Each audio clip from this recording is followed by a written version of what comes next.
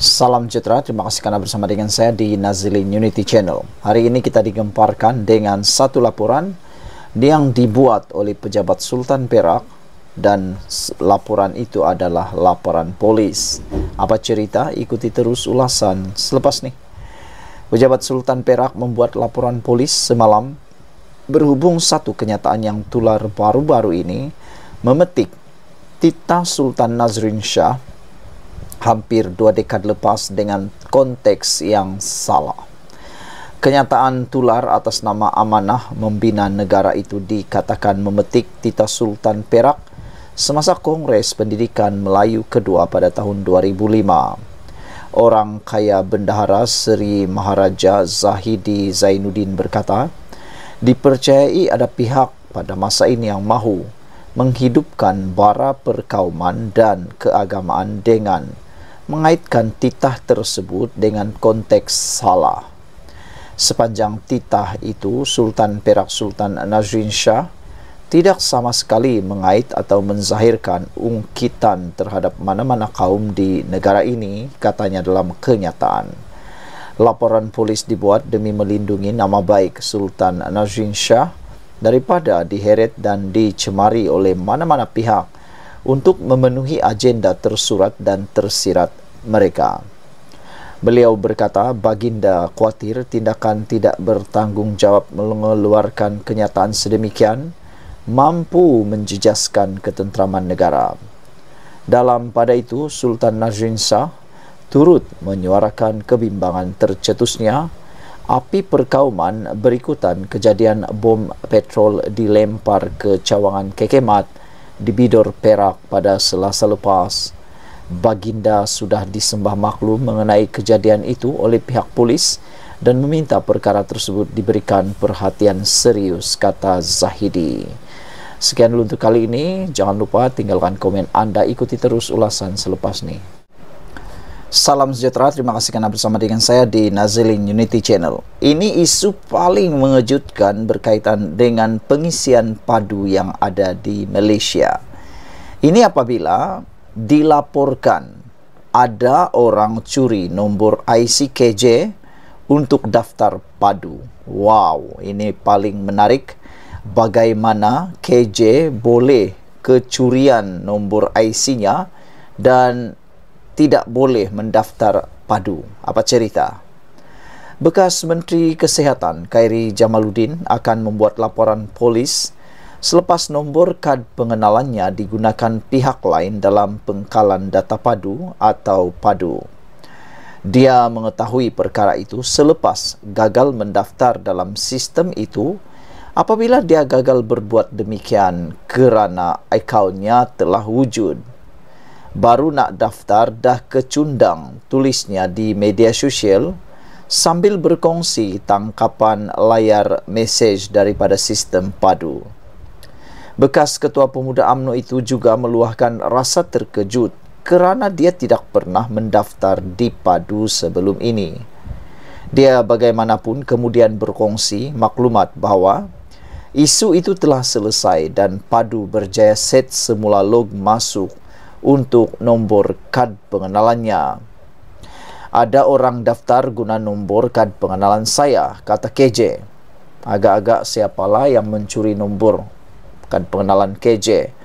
Dan yang lebih menakutkan kalau ada memalsukan nombor kad pengenalan KJ dan akhirnya menyamar menjadi KJ. Itu tidaklah mustahil kerana mungkin orang itu telah mempunyai IC, nombor IC KJ sejak sekian lama.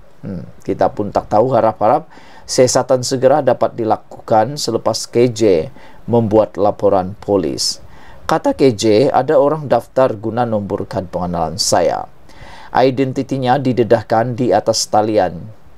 Yang tindakan itu saya tidak pasti bagus atau tidak, kata KJ. Dua kesilapan tidak menjadikan sesuatu itu benar. Perkara yang betul untuk dilakukan ialah lapor polis berkaitan kecurian identiti yang saya akan buat. Bukan dedah maya dan dedahkan maklumat peribadi pihak ini atas talian. Perkara itu akan mengundang lebih banyak keraguan pada Padu, kata bekas anggota Parlimen Rembau itu. Selamat berjaya, pelaku dikenal pasti. Sementara itu, Farhan Akmal, Setiausaha Akbar, kepada Menteri Ekonomi Rafizi Ramli memberi amaran supaya orang ramai tidak menggunakan kad pengenalan pihak lain untuk mendaftar Padu. Dia juga berkata pihak yang melakukan perkara itu telah dikenal pasti. Senang saja untuk kita kesan, katanya. Dia juga berkata tiada kebocoran data berlaku kerana pelaku itu tidak berjaya melepasi proses pengesahan imbasan kad pengenalan dan wajah yang dinamakan eKYC. Kepada pihak itu, selamat berjaya, tulis Farhan. Terdahulu, Perdana Menteri Anwar Ibrahim berkata, Rafizi telah diminta menjelaskan isu berkaitan pendaftaran Padu pada Kabinet minggu ini. Anwar berkata penjelasan perlu dibuat susulan kebimbangan Premier Sarawak, Abang Johari Tun Openg terhadap sistem itu. Saudara-saudara sekalian, itulah dia. Identitis yang telah dikenal pasti mencuri nombor IC KJ. Dan KJ kata dia sudah berjaya menyelesaikannya, dan KJ juga memberikan nasihat supaya kalau anda berada di situ, cepat buat laporan polis dan bukan mendedahkannya di media sosial, kerana ia tidak akan dapat membantu. Belakangkan laporan di media sosial, tetapi utamakan laporan kepada polis, kerana hanya dengan laporan itu maka tindakan dapat dibuat, pengesanan segera dapat dibuat sebelum berlaku apa-apa yang lebih memudaratkan, khususnya hilangnya kepercayaan rakyat Malaysia terhadap rangkaian Padu. Semoga dengan nasihat dan juga kejadian teladan daripada KJ ini, ia akan menjadikan rakyat Malaysia akan lebih percaya mengisi Padu. Sekian dulu untuk kali ini. Jangan lupa tinggalkan komen anda, tekan butang subscribe. Kita jumpa lagi. Bye-bye. Selamat petang, salam sejahtera. Terima kasih kerana bersama dengan saya di Nazilin Unity Channel. Akhirnya, semua Perdana Menteri di Malaysia bersatu. Apa isunya? Ikuti terus ulasan kali ini. Tapi sebelum itu, jangan lupa tinggalkan komen anda, tekan butang subscribe. Saudara-saudara sekalian, rupa-rupanya semua Perdana Menteri yang pernah ada di Malaysia setuju isu subsidi bersasar. Ada ramai orang yang cuba menjadikan ianya bahan, menjadikan ianya satu pertikaian, kecaman, mengelirukan, putar belit, putar sana, putar sini. Tapi rupa-rupanya, siapa sangka semua Perdana Menteri setuju isu subsidi adalah perlu bersasar. Termasuklah Najib, Mahathir, Muhyiddin, Ismail Sabri Yaakob dan Anwar Ibrahim. Kelima-lima Perdana Menteri ini sebenarnya sama-sama bersetuju, bersatu hati bahawa subsidi bersasar itu perlu. Semua Perdana Menteri Malaysia bersetuju bahawa pelaksanaan dasar subsidi bersasar adalah untuk kebaikan rakyat. Sejak zaman pemerintahan Datuk Seri Najib Razak lagi, polisi mengenai subsidi bersasar disebut. Semasa membentangkan belanjawan pada tahun 2017, Najib berkata, dasar subsidi bersasar perlu menggantikan subsidi pukal. Menurutnya, dasar subsidi pukal jelas membebankan kewangan negara dan menggalakkan ketirisan. Era pentadbiran Tun Mahathir Mohamad sebagai Perdana Menteri kali kedua selepas pilihan raya umum ke-14 pada 2018, mekanisme subsidi bersasar juga ditekankan. Ketika itu, kerajaan memberi jaminan bahawa pelaksanaan subsidi petrol bersasar sampai kepada golongan yang layak. Seterusnya, Tan Sri Muhyiddin Yassin pula sepakat bahawa hanya golongan sasar iaitu mereka dalam kumpulan B40 dan B60 sahaja berhak menerima subsidi.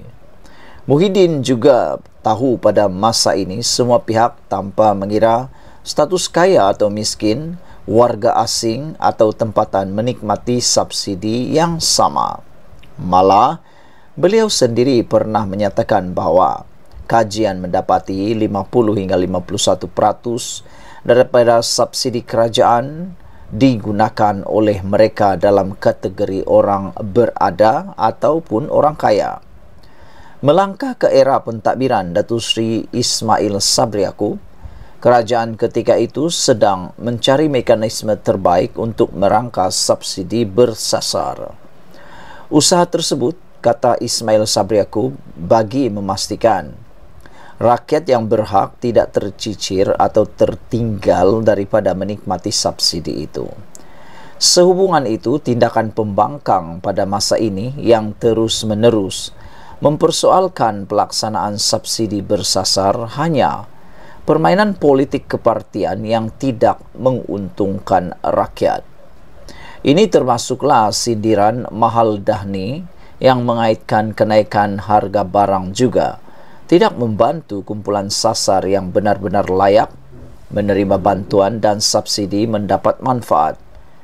Dalam pembentangan belanjawan tahun 2024, Perdana Menteri yang juga Menteri Kewangan, Datuk Seri Anwar Ibrahim mengumumkan kerajaan akan melakukan penstrukturan semula subsidi pukal dan ke arah subsidi bersasar. Berbanding pentadbiran Perdana Menteri sebelum ini, buat kali pertama rakyat akan ditawarkan pemberian subsidi bersasar dalam bentuk pindahan tunai secara bulanan. Sebelum ini, subsidi kerajaan diserap terus ke dalam harga barangan yang dinikmati semua pengguna tanpa mengira tahap pendapatan serta status kerakyatan, termasuk rakyat asing. Melalui model pindahan tunai bulanan, rakyat dijangka menikmati seperti tambahan gaji bulanan antara RM300 hingga RM400 sebulan. Hal tersebut dapat dicapai melalui pangkalan data utama atau PADU yang membolehkan pelaksanaan reformasi bantuan sosial rakyat untuk jangka masa panjang.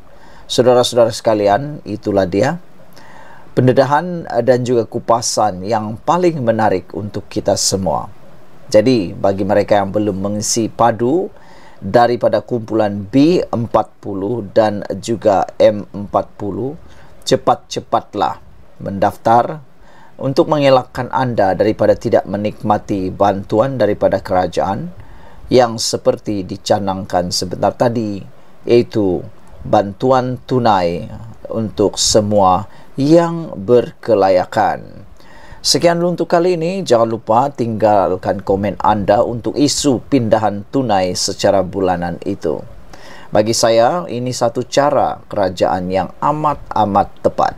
Kerana apabila pindahan tunai diberikan kepada rakyat terus ke dalam akaun, maka secara tidak langsung ianya tepat diperoleh untuk orang yang tepat. Sekian dulu untuk kali ini. Jangan lupa tinggalkan komen anda, tekan butang subscribe. Kita jumpa lagi. Bye-bye.